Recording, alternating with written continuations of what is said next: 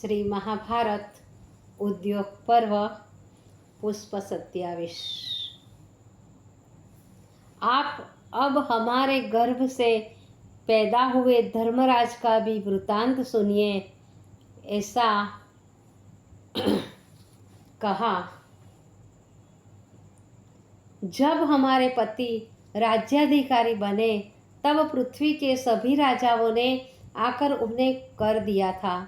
बहुत दिन तक हमारे पति ने चंद्रमा के समान शीतल, शांत, सुखद राज्य शासन किया। एक दिन भीष्म से कहा कि हमारी इच्छा है कि हम देशाटन करें। भीष्म ने हंसकर उनकी इच्छा का स्वागत किया।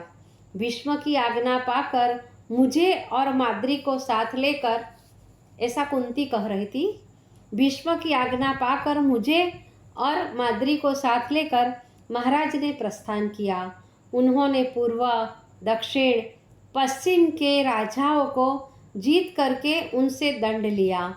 जीत में जो भी बहुमूल्य वस्तु मिली सब हमारे पति ने धृतराष्ट्र को दे दी थी कि इसके बाद वे उत्तर दिशा के राजाओं को जीतने के लिए चल दिए।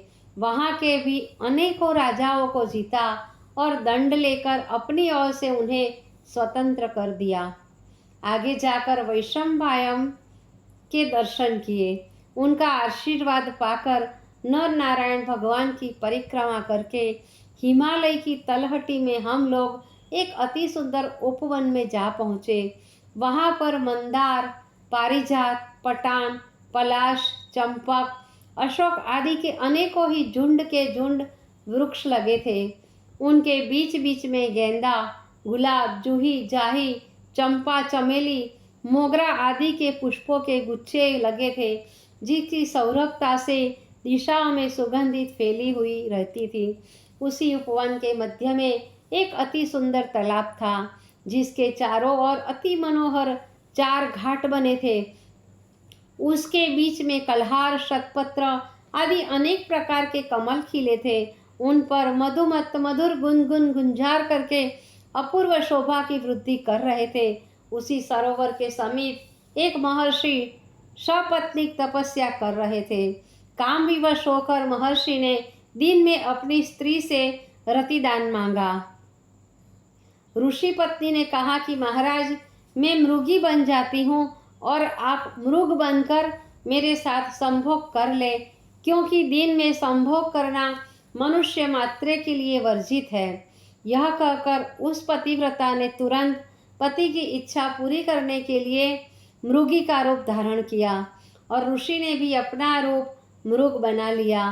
कुंती ने आगे कहना प्रारंभ किया कि जिस समय वह ऋषि मृग बनकर अपनी स्त्री के साथ रमण कर रहा था कि मेरे पति ने उसे मृग समझकर बाण से मार दिया। उनके मरते ही मृगी ने ऋषि पत्नी का रूप धारण कर लिया और घोर विलाप करके रोने लगी। उसने दुखित होकर यह शाप दिया कि जिस तरह संभोग करते हुए तूने मेरे पति को मारा है, इसी प्रकार तू भी स्त्री संभोग करते हुई तुरंत मर जाएगा। राजा इस शाप से दुखित होकर अपने निवास स्थान पर वापिस आ गए और उन्होंने यह शाप का कारण तुरंत ही मुझे बता दिया था। उसी क्षण आगे जाने का कार्यक्रम समाप्त करके हम सब हस्तिनापुर वापिस चले गए। राजा शाप से सदैव चिंतित रहते थे। कुछ ही समय बाद महाराज राज्यभार धृतराष्ट्र को सौंपकर हम दोनों स्त्रियों को साथ लेकर चंद्रभाग नामक पर्वत पर तपस्या करने के लिए चले गए। वहाँ एक पर्णकुटी बनाकर रहने लगे। उनका सारा समय बड़े नियम संयम पूर्वक ब्रह्मा के निधिध्यासन में व्यतीत होता था। वे प्रातः सूर्योदय के 4 घड़ी पहले शौचादि से निवृत्त होकर पयस्विन में स्नान करके ऋषियों से श्रुति पुराण की कथा सुनते थे। सूर्यास्त के बाद वे कभी भोजन नहीं करते थे। वे बहुत ही थोड़ा खाते और बहुत कम बोलते थे। इस प्रकार उन्होंने बहुत वर्षों तक तप किया। एक दिन वे सायंकाल मेरे पास आए। उन्हें उदास देखकर मैंने उसका कारण पूछा तो उन्होंने कहा, प्रिया, मुझे निसंतान होने का बड़ा दुख है। ऋषि पत्नी के शाप के कारण मैं संतानार्थ स्त्री संभोग करने में असमर्थ हूँ। उन्हें धीरज देकर मैंने कहा कि मैं देवाकर्षण मंत्र जानती हूँ। यह सुनकर उन्हें बड़ा संतोष हुआ और कहने लगे कि हे पतिव्रते, मुझे सुख देने के लिए तुम एक पुत्र पैदा करो। मैंने उन्हें प्रणाम करते हुए कहा कि हे देव, परपति का संस्पर्श करना स्त्री धर्म के विरुद्ध है, अतः मैं आपकी यह आज्ञा पालन कैसे करूं?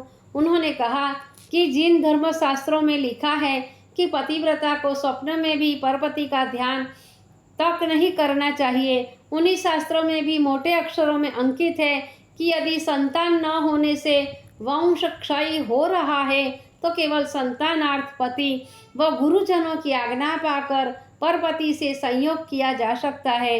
हाँ, जो केवल विषयानंद के लिए परपति का परिरंभा करती है, वे स्त्रियां गधी सुक्री होकर अनेक जन्मों तक पाप का भोग करती है।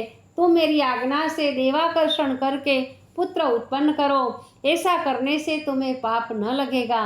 कुंती ने कहा कि हे यादव, मैंने आज्ञा स्वीकार करके धर्म का आकर्षण किया। मंत्र से उत्प्रेरित होकर तुरंत ही धर्मदेव मेरे सामने आ उपस्थित हुए। उनके संयोग से मेरे गर्भ से युधिष्ठिर का जन्म हुआ।